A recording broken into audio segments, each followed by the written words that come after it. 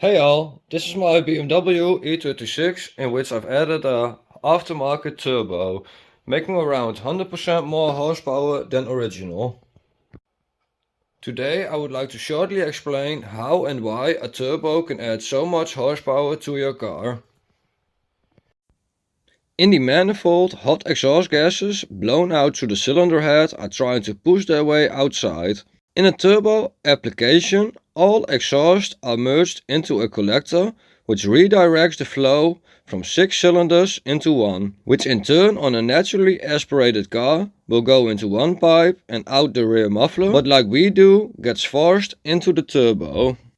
Every explosion inside the cylinder forces a plume of exhaust gas through the turbine, which is connected to an impeller on the other side and is lubricated by an oil feed and return in the middle section, spinning both turbine and impeller upwards of 100,000 RPMs and 1000 degrees Celsius. With the impeller spinning insanely, it guzzles up air through the intake and pressurizes the air via the snail house into the intercooler pipe. Now how does this help us gain 100 to 150% horsepower gain? Let's take a step back to the cylinder head. The exhaust gases driving the turbo we talked about earlier are pressurized waste gases coming from a controlled burn inside the cylinder. In a carefully orchestrated order, piston 1 is first burned down from top dead center by an air, fuel mixture and a spark, which in return spins the crankshaft, gearbox and in the end drives the wheel. With the crankshaft spinning, our second cylinder reaches top dead center and gets explosively shot down again, which forces the piston in cylinder 1 back up from the bottom, forcing the remnants of our controlled burn out the exhaust valve into our turbo. With nothing left to burn inside the cylinder and the piston reaching top depth center again, the exhaust valve closes and the intake valve starts to open. With the intake open and our piston moving down, a new air-fuel mixture gets sucked in, ready for our next stroke. With a filled cylinder, the intake valve closes as the piston reaches the bottom. In the final stroke, where the piston is moving upwards, it compresses the air-fuel mix inside the cylinder and ignites the mix when it reaches TDC. These 4 strokes continue to repeat itself according to the numbers of cylinders you have in the above standing order. This perfectly orchestrated firing order is also the reason why equally length manifolds and headers are making the most horsepower, but more on that for a different video. Imagine yourself trying to inhale air through a straw. Definitely doable, but you won't get too much air in.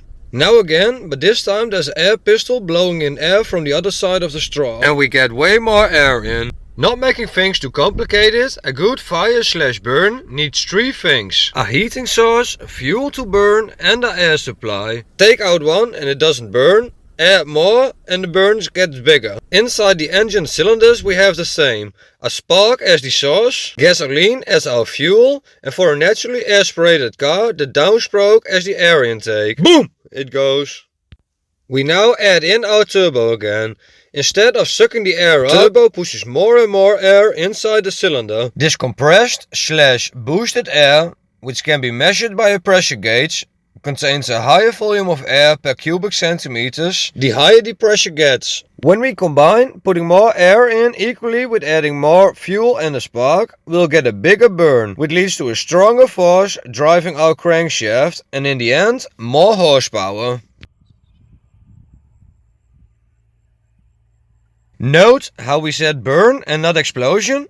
There's an optimal air-fuel mix for different RPM and working on the load ranges, which gives the engine the most amount of downwards force on our piston. This is measured by our gas pedal position, our wideband sensor, our exhaust temperature sensor and many more. This optimal air-fuel mix is engine dependent and can be optimized and fine-tuned by going through all different RPM and working on the load ranges, making a log file to see how the car performs and then adjust the parameters accordingly. You then repeat this process over and over, increasing the settings until you've got the most optimized and perfect burn. This is mostly done on a dyno with the car safely strapped in one pace, but could also be done on the road. pulling the car through all gears and working on the load ranges, and again adjust accordingly and retry.